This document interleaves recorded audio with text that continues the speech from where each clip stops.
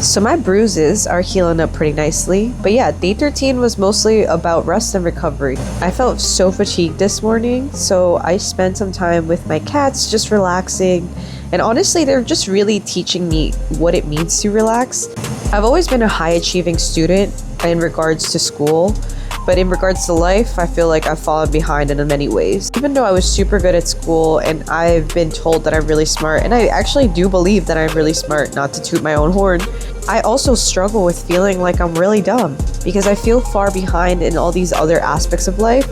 But this is just the anxiety that's trying to take over. Sometimes I don't like being self-aware because I know and recognize that sometimes it really is our own self-sabotaging behavior that really keeps us from getting into the promised land. And being someone who has dealt with a lot of trauma from sexual assault and betrayals, etc., then it becomes easy to think that guilt is actually God's voice. But the thing is, guilt always comes with shame and condemnation. Guilt is often used by both jezebelic and religious spirits to control a person or situation and to get a specific outcome that satisfies their ego needs. Guilt fuels unhealthy love and toxic patterns like codependency, because guilt makes you feel bad about even desiring anything for yourself. Guilt disguises your desires as something inherently selfish, rather than understanding that God actually purifies our hearts and purifies our heart's desires to reflect things that He wants to give us already in this life. Guilt makes it attractive to empty yourself out because it looks pious to become empty.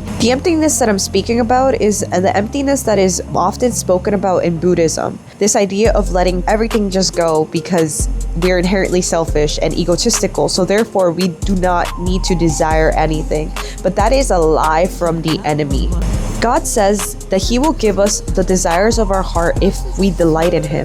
The best way to delight in the Lord is to seek the kingdom of God above all else and live righteously, and He will give us everything that we need. That is Matthew 6:33 for you. Seeking the kingdom of God is just coming into alignment with God's spirit and the will that He has for your life. And as someone that has dealt with a lot of depression for a lot of my life, honestly, and depressive habits, it's been really important for me to keep a clean space.